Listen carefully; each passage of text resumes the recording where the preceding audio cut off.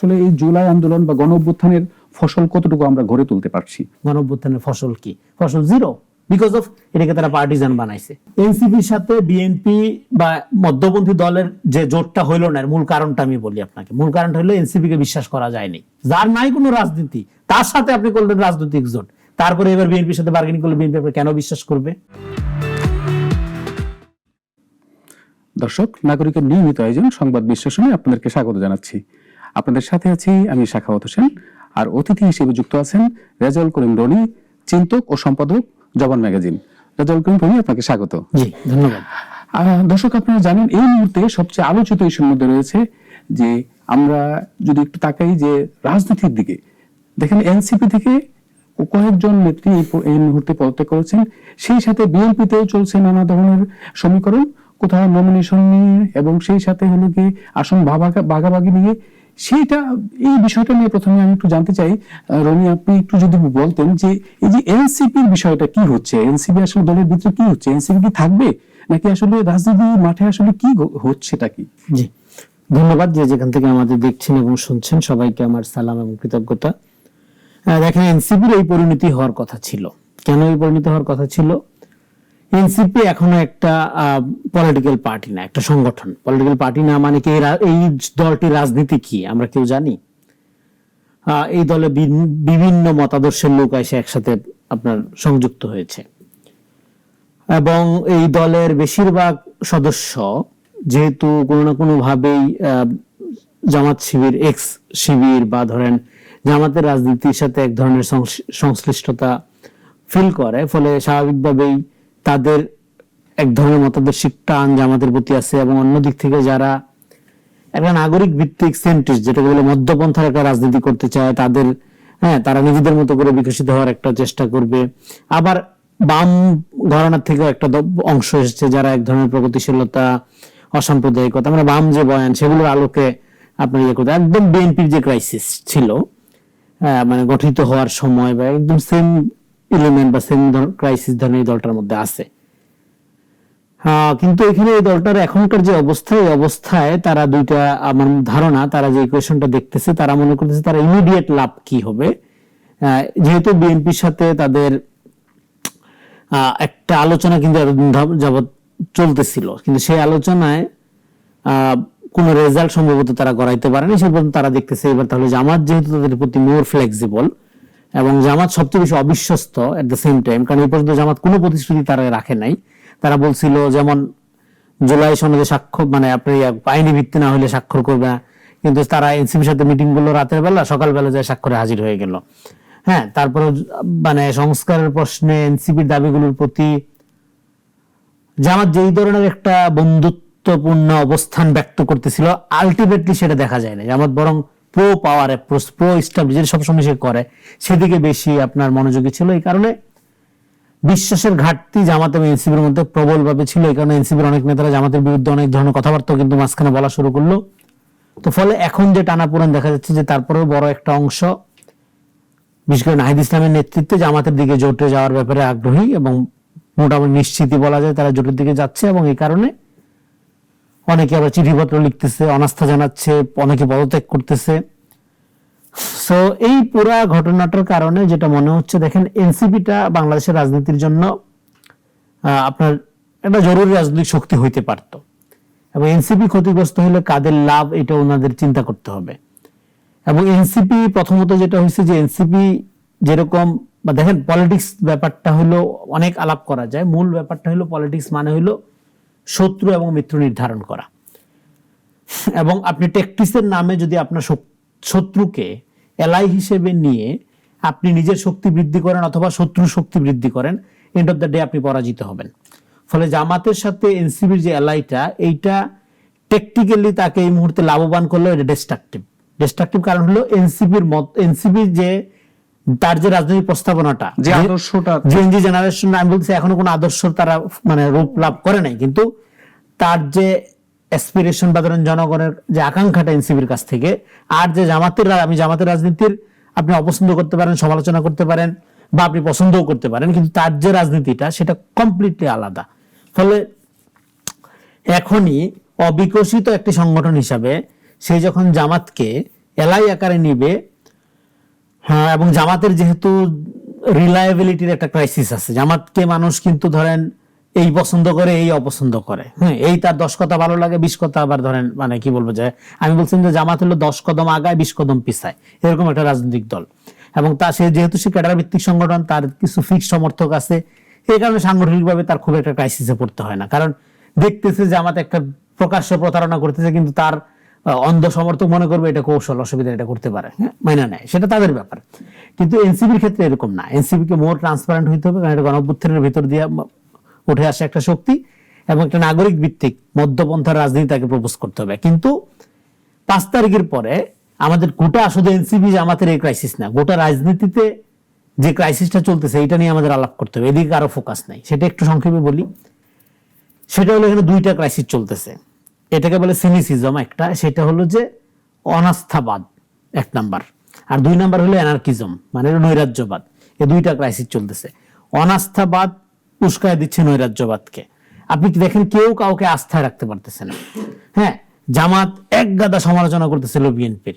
হ্যাঁ, মানে 5 তারিখ তারা দীর্ঘদিনের মিত্র, কিন্তু 5 তারিখের পরে তারা এমন ভাবে বিএনপিকে ফ্রেম করতেছিল, ইভেন তারেক রহমানের দেশে ফেরা নিয়া, খালেদা জিয়া, বেগম খালেদা জিয়ার অসুস্থতা নিয়া, এবং এগুলো যে 3-4 দিনের মধ্যে আবার মিথ্যা প্রমাণিত হচ্ছে। প্রমাণিত হওয়ার পরেও তারা কিন্তু জাতির কাছে সরি বলতেছে না, বা তাদের অবস্থান চেঞ্জ করতেছে না। 21 বছর ধরে যুগপৎ আন্দোলন করতেছে। ফলে 5 তারিখের পরে মানে এখন, এবং যেভাবে ধরেন মানে আপনি ধরেন একসময় তারা আওয়ামী লীগের সাথে, আপনার একটা অংশ, আমি বলবো না পুরাটাই, আওয়ামী লীগের সাথে ছিল, এখন এসে বিশাল জাতির পিতা হয়ে যাচ্ছে। ফলে সমস্ত দিক থেকে, এবং অন্যরা সবাই খারাপ, আমি শুধু ভালো। হ্যাঁ, এইভাবে সমাজকে বিভক্ত করা, আবার ইসলামী ভোট, মানে ভোটের জন্য একটা আলাদা ভোট বাক্স হবে, মানে নানাভাবে সমাজকে বিভক্ত করা, এবং জুলাই গণঅভ্যুত্থানের কথা বারবার বলে বলে জুলাই গণঅভ্যুত্থানের বিরোধী সমস্ত আচরণ ধারণ করার মধ্য দিয়ে পুরো সমাজে অনাস্থার পরিবেশ তৈরি করা। কেউ কাউকে আস্থা নিতে হবে। আজ আপনি যদি ভালো হন, তাহলে অন্য খারাপ, এই জন্য আপনার ভালো হইতে হবে কেন? আপনি ভালো হলে নিজ দায়িত্বে ভালো হন, নিজ গুণে ভালো হন, না ও খারাপ আমি ভালো। এই যে ডিভিশনটা, এই যে বাইনারি, এই যে বৈপরীত্য তৈরি করা, হ্যাঁ, এটা সমাজকে, এই সমাজের সার্বিকভাবে অনাস্থার জায়গা তৈরি করে। কারণ অনেক মানুষ প্রপাগান্ডা বিশ্বাস করে। তো ফলে এই যে অনাস্থা, এই অনাস্থার জায়গা থেকে এখন দেখবেন যে সমাজে পুরা টোটাল এনার্কি। তো একদিকে অনাস্থার জায়গাতে কাটাইতে হবে, কাটানোর দায়িত্ব কার? পলিটিশিয়ানদের, রাজনৈতিক দলগুলো। তাহলে রাজনৈতিক দলগুলো যেটা লাগবে, রাজনীতি লাগবে, যে রাজনীতির প্রতি জনগণ আস্থা রাখতে পারবে। ধরেন আপনি বিএনপি করেন, জামাত করেন, বা এনসিপি করেন, আপনার 5টা কর্মসূচি আমার অপছন্দ, 5টা আমার পছন্দ, কিন্তু আপনার রাজনীতিটার ব্যাপারে আমার ধারণা থাকতে হবে, আপনি এটা করতে চান। আপনার কর্মসূচি কই? কারো কোনো কর্মসূচি নেই, বড় বড় কথা। বড় বড় কথার মধ্যে দিয়ে কে কত কথায় আগায় যেতে পারে, সেই আগানোর প্রতিযোগিতায় তারা করতেছে, সমাজে অনাস্থার পরিবেশটা আরো ব্যাপকভাবে বাড়ায় দিচ্ছে। 1 নাম্বার। এই বাড়ায় দেওয়ার ক্ষেত্রে আবার যেহেতু যার যার ধান্দা নিয়ে সবাই মানে শেষে ব্যস্ত, সেই কারণে তারা নানা রকম প্রক্সি গড়ে তুলতেছে সমাজের মধ্যে। সেই প্রক্সি গুলো করতেছে কি, আবার এনার্কি তৈরি করতেছে। আবার এই এনার্কি গুলোকে কেউ কেউ বলতেছে এটাই তো বিপ্লবী অবস্থা। হ্যাঁ, বিপ্লবী অবস্থা ভাই ছিল 5 তারিখে 1 বছর আগে, বা আমরা বিপ্লব বলি না, আমরা গণ অভ্যুত্থান বলি।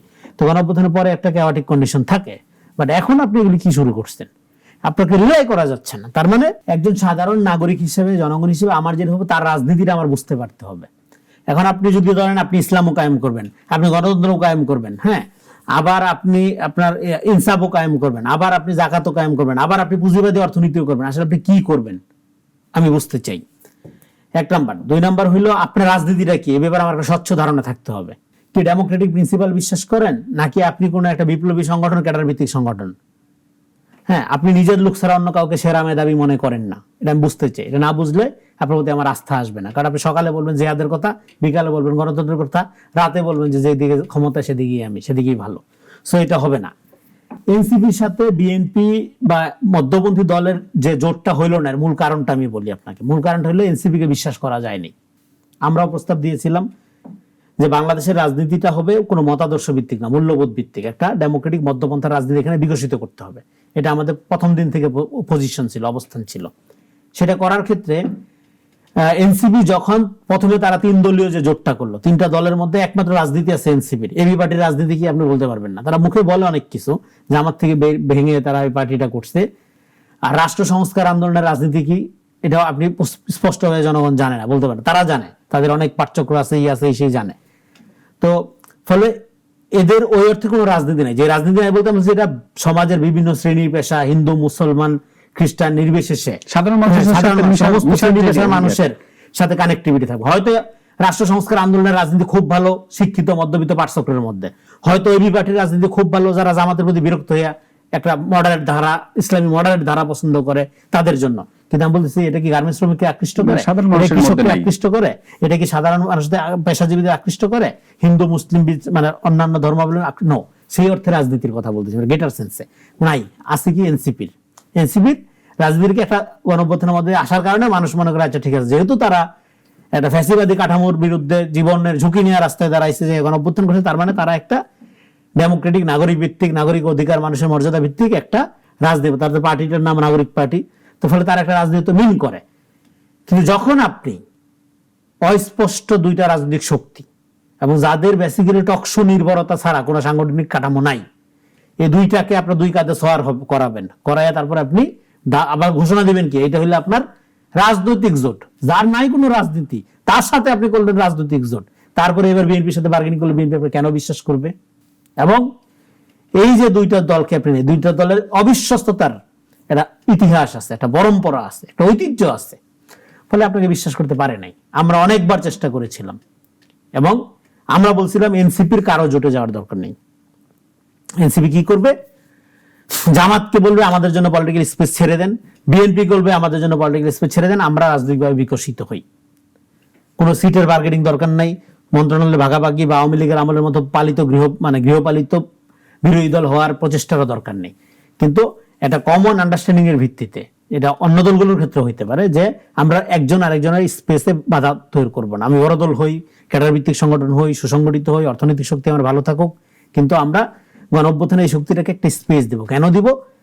আওয়ামী লীগের বিরুদ্ধে একমাত্র পরীক্ষিত, আমি বলতেছি আবারও, একমাত্র পরীক্ষিত রাজনৈতিক ফোর্স কিন্তু এটাই ছিল। ফলে এটা যদি ডিস্ট্রয় করা যায় নানাভাবে, হ্যাঁ, তাহলে ডেফিনেটলি আওয়ামী লীগের জন্য একটা ইমিডিয়েট একটা রিলিফ, যে আমার বিরুদ্ধে গণঅভ্যুত্থানের শক্তি আজকে দেখো কিভাবে হাবুডুবু খাচ্ছে, এই দরে ওই দোয়ারে না যায়, লাথি খায় পায় না, ওই দুয়ারে নক করে পায় না, এই অবস্থা।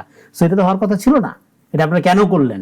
এটা আপনারা করলেন পলিটিক্সে। দেখেন, আমি যে কথাটা বারবার বলি, আপনার কৌশল যদি আপনার নীতির চেয়ে বড় হয়ে যায়, বা আপনার নীতি যদি আপনার কৌশলের কাছে পরাজিত হয়, আপনার রাজনীতি কোনোদিনও দাঁড়াবে না। সো এনসিপির রাজনীতির আপাতত কোনো সম্ভাবনা আমি দেখতে পাচ্ছি না, যদি না তারা তাদের রাজনীতিটা পরিষ্কার করতে পারে। তারা যদি তাদের কৌশলকে পরাজিত উইদিন পার্টি এনসিপিকে আগে ফাইট করে তাদের কৌশলকে পরাজিত করে তার রাজনীতিকে উইন করতে হবে, দেন জনগণের সাথে রাজনীতির কানেক্টিভিটি তৈরি করে তারপর রাজনীতিতে আসতে হবে। আপাতত এনসিপির এই সম্ভাবনা খুব কম। কিন্তু আমরা আসলে কি জুলাই আন্দোলন বলেন, গণ অভ্যুত্থান বলেন, এই আন্দোলনটা আসলে এই আন্দোলনের ফসল গড়ে তুলতে পারছি কিনা, আমরা আসলে গড়ে তুলতে নিতে আপনারা বা আমরা গড়ে তুলে নিতে পারলাম কিনা, এটা আমাদের প্রশ্ন আছে। ঠিক ৭১-এর পরে যে কারণে গড়ে তুলতে পারেনি, ২৪-এ একই ঘটনা ঘটছে। ৭১-এর পরে এটা ছিল একটা জনযুদ্ধ, সর্ব শ্রেণীর মানুষ যুদ্ধে ঝাঁপায় পড়ছে জীবন দিয়ে, কিন্তু এটা হয়ে গেল আওয়ামী যুদ্ধ, এক আঙ্গুলের বড়াই, হ্যাঁ, যেখানে বাকি নাগরিক হয়ে গেল আপনার সেকেন্ড ক্লাস নাগরিক, শুধুমাত্র আওয়ামী লীগ মর্যাদাবান, দেশ আমার বাপের। একইভাবে জুলাই গণ অভ্যুত্থানটাও এটা জাতীয় ফেনোমেনা ছিল, গৃহবধূ থেকে শুরু করে কৃষক, শ্রমিক, হকার, টোকাই সবাই নামছে। তো কিন্তু এটা একটা দল, তারা নিজেরা জুলাই ঠিকাদার আর বাকিরা গাদ্দার, হ্যাঁ। ফলে এই যে ন্যাশনাল ফেনোমেনাকে পার্টিজান করে ফেলা, পার্টি বয়ানের মধ্য দিয়ে আটকায় ফেলার মধ্য দিয়ে গণ অভ্যুত্থানের যে গণ অভ্যুত্থানের মধ্যে আপনি যেটা অর্জন করছেন, যেটা বলতে আমরা যেটা সলিডারিটি, যার বিশেষ চাকরি দরকার নেই কিন্তু জীবন দেওয়ার জন্য রাস্তায় নামছে, এই সলিডারিটিটাকে আপনি যখন একটা পার্টিজান বয়ানের মধ্যে নিয়ে গেছেন, শেষ, খেলা খতম হয়ে গেছে। এটার যে আবেদন, এটার যে স্পিরিচুয়াল হাইট, এটা নষ্ট হয়ে গেছে, এটা নিজেরাই নষ্ট করেছেন। যারা গণ অভ্যুত্থানের ক্রেডিট দাবি করে, ক্রেডিট ভাগাভাগি করে ঝগড়াঝাটি করছে, এদের মধ্য দিয়ে গণ অভ্যুত্থানের অর্জন জনগণের ঘরে ওঠার পথ তারা বন্ধ করে দিয়েছে, নট জনগণ। এই জন্য জনগণ ডিসাইডেড হয়েছে। ৭১-এর যে ঘটনা, ২৪-এ একই ঘটনা ঘটছে। ফলে জুলাই ৭১-এর মুক্তিযুদ্ধের মহান আপনার যে আকাঙ্ক্ষা, স্পিরিট, তার আলোকে, হ্যাঁ, রাজনীতি না করে তার বিরুদ্ধে যেরকম আওয়ামী লীগ রাজনীতি করছে, ২৪-এও ঠিকই একইভাবে একটি দল এই কাজটা করার কারণে আজকে বাংলাদেশের মানুষ এই ২৪-এর ব্যাপারে আপনি যে প্রশ্নটা করলেন, প্রশ্নটা করার জায়গায় আপনি যেতে পারলেন মাত্র ১.৫ বছরের মাথায়, গণ অভ্যুত্থানের ফসল কি? ফসল জিরো, বিকজ অফ এটাকে তারা পার্টিজান বানাইছে। এটাকে তারা নিজেরা নিজেদের দলীয় ক্ষমতা, ক্যাবিনেট, রাষ্ট্রীয় ক্ষমতা গ্রহণ মানে আপনার দখল করার একটা টুলস আকারে জাস্ট ব্যবহার করছে, হ্যাঁ। তো ফলে সেই দিক থেকে গণ অভ্যুত্থানের এই দাবিদারগুলো যারা এই ক্যাসেট বারবার বাজাইছে, তাদের ১ নাম্বার দায় নিতে হবে গণ অভ্যুত্থানকে জনবিচ্ছিন্ন করার জন্য। আমি আরেকটা জিনিস জানতে চাই যে এই যে বর্তমান প্রেক্ষাপটে আমরা খেয়াল করছি যে আপনি খেয়াল করছেন যে জামাতও কিন্তু এখনো পর্যন্ত তারা নানা ইস্যুতে আন্দোলনও করে যাচ্ছে। আমরা দেখছি যে হাদির কিন্তু হত্যাকারীরা এখনো ধরা পড়লো না। এই সব মিলে নির্বাচনকে একটা অনিশ্চয়তার দিকে যাচ্ছে।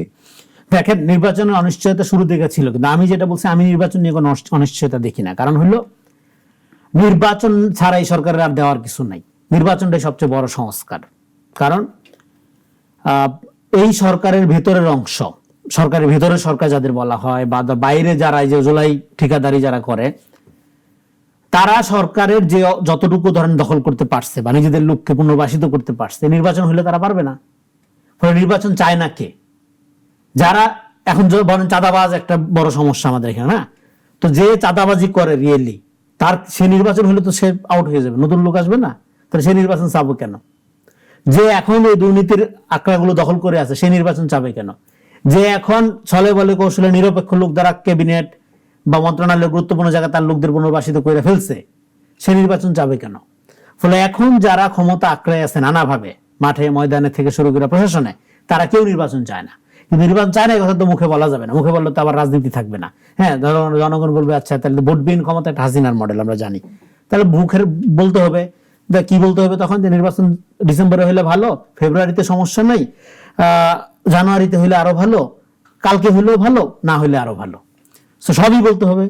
তো এই চলতেছে আর কি এরকম ভাবে। কিন্তু নির্বাচন ছাড়া আপনি নির্বাচন হইলেই সব ঠিক হয়ে যাবে তা না, কিন্তু নির্বাচন ছাড়া এই মুহূর্তে বাংলাদেশে অবস্থা দিন দিন আরো খারাপ হবে, এটা সবাই জানে। ফলে নির্বাচন আরো আগে হওয়া দরকার ছিল। যে সমস্ত বুদ্ধিজীবীরা, তথাকথিত আপনার এই দার্শনিকরা নির্বাচনকে প্রশ্নবিদ্ধ করার জন্য নানা রকম বিপ্লবী বলে আওড়াইছে, আমি মনে করি সামাজিকভাবে তাদের প্রতিরোধ করা উচিত। কারণ নির্বাচনকে যারা আন্ডারমাইন করে, তারা জনগণের সার্বভৌম ক্ষমতা, ভোটাধিকারকে আন্ডারমাইন। আমরাও চাই যে একটা সুষ্ঠু নির্বাচন হোক, কিন্তু আমি আরেকটা, আপনি যেমন বলছিলেন জুলাই আন্দোলনের কথা, আমরা সবসময় বলতাম যে এই জুলাই আন্দোলনের ফসল হলে বর্তমান সরকার, অন্তর্বর্তী সরকার। একেবারে ছোট করে জানতে চাই যে এই সরকার কি সফল না ব্যর্থ? এই সরকার সফল না ব্যর্থ না। কারণ হইল এই সরকার একটা কনফিউজ সরকার। এই সরকার সকালে ব্যর্থ, বিকালে সফল। হ্যাঁ, এবং এই সরকারের সফলতা ব্যর্থতাটা এটা আপনি কিসের ভিত্তিতে মাপবেন? আপনি ধরেন সরকারের এই যে প্রেসের যে লোকজন আছে, তারা তো বলে যে ইতিহাসে সবচেয়ে সফল সরকার, কারণ এই যে মন খুলে কথা বলা যায়, করা যায়। ভাই, মন খুলে কথা বলা যাবে, এটা তো কোনো অর্জন হইতে পারে না। এই অর্জনটা তো সরকারের না, এই অর্জন জনগণের অর্জন, যারা রাস্তায় নেমে আন্দোলন করছে। আপনি এটা বাহবা নেন কেন? এই সরকার সার্বিকভাবে সফল ব্যর্থ না। কারণ হলো আমরা একটা ট্রানজিশনাল পিরিয়ডের মধ্যে আছি, আমরা একটা পরিবর্তনকামী বা একটা রূপান্তর আকাঙ্ক্ষার মধ্যে আছি। এই ট্রান্সফরমেটিভ টাইম বলে যেটাকে, এই ট্রান্সফরমেশনের টাইমটাতে আসলে আপনি ডিসাইড করতে পারবেন না তার এই অ্যাকশনটা সফল না ব্যর্থ। এই রূপান্তরটা একটা সুন্দর নির্বাচন, জনগণের ভোটাধিকার প্রতিষ্ঠা, মানুষের মানবিক মর্যাদা, যেটা আমি বললাম, এই যে অনাস্থাবাদ, যেটা সিনিসিজম, এই অনাস্থাবাদের অবসান ঘটানো হলো 1 নম্বর কাজ। এই অনাস্থাবাদ যদি না ঘটে, তাহলে নৈরাজ্য থামানো যাবে না। সমাজের প্রত্যেক জায়গায় এনার্কি, প্রত্যেকটা মানুষ বিক্ষুব্ধ। কারণ এই যে আকাঙ্ক্ষা যে জায়গা ছিল, সেটা 100 তার 1000 গুণ হতাশা এখন মানুষের মধ্যে ভর করতেছে। ফলে প্রত্যেকটা মানুষের মধ্যে একটা বিক্ষুব্ধতা আছে, একটা অস্থিরতা আছে। সো এই অস্থিরতা দূর করার জন্য 1 নম্বর কাজ হলো অনাস্থার অবস্থা দূর করা। অনাস্থার অবস্থা দূর করার প্রথম কাজ হলো জনগণের ভোটাধিকার নিশ্চিত করা, রাষ্ট্রীয় ক্ষমতার সাথে জনগণের সম্পর্ক স্থাপন করা, দলের হাতে ক্ষমতা তুলে দেওয়া না, ছলে বলে নন পলিটিক্যাল আপনার এই করাপ্ট এস্টাবলিশমেন্টের হাতে ক্ষমতা তুলে দেওয়া না। হ্যাঁ, ফলে এখানে অবশ্যই জনগণের ভোটাধিকার নিশ্চিত করার মধ্য দিয়ে জবাবদিহিতামূলক একটা সরকার গঠন করা, এবং ওই সরকার যদি সফল না হয়, জনগণকে ওই লেভেলের এম্পাওয়ার করা যে তারা যেন আবার এটা চেঞ্জ করতে পারে পরবর্তী রায় দিয়ে, অথবা তাদের আন্দোলন বা তাদের প্রতিবাদের মধ্য দিয়ে সেই সরকার যেন জনগণের মুখী হয়। কিন্তু আমরা যেটা গুরুত্বপূর্ণ, যেটা আমাদের জন্য, সেটা হলো মানে কোনোভাবেই সাধারণ মানুষকে যেন আন্ডারমাইন করা না হয়। সাধারণ মানুষ সভারেন্ট, আপনার দল না, আপনার ক্যাবিনেট না, আপনার সরকার না, সাধারণ মানুষ সভারেন্ট। এটা যদি আপনি ভুলে যান, আপনার কিন্তু পরিণতি খারাপ হবে। ধন্যবাদ রেজাউল করিম। রনি ভাই, আপনি এই সময় দেওয়ার জন্য। জি, ধন্যবাদ আমাকে আমন্ত্রণ জানানোর জন্য। দর্শক, আমরা কথা বলছিলাম যে আসলে রাজনীতির বর্তমান পরিস্থিতি কি, এনসিপি ভবিষ্যৎ কি, এবং এনসিপি আসলে করণীয়টা কি। আমরাও চাই অবাধ ও সুষ্ঠু নির্বাচনের মাধ্যমে একটি গণতান্ত্রিক সরকার ফিরে আসুক। সেই প্রত্যাশা রেখে আজকের সংবাদ বিশ্লেষণ এখানে শেষ করছি। আগামী পর্বে দেখা হবে নতুন কোনো বিষয় নিয়ে, নতুন কোনো অতিথির সাথে। সেই পর্যন্তই ভালো থাকবেন, ভালো রাখবেন।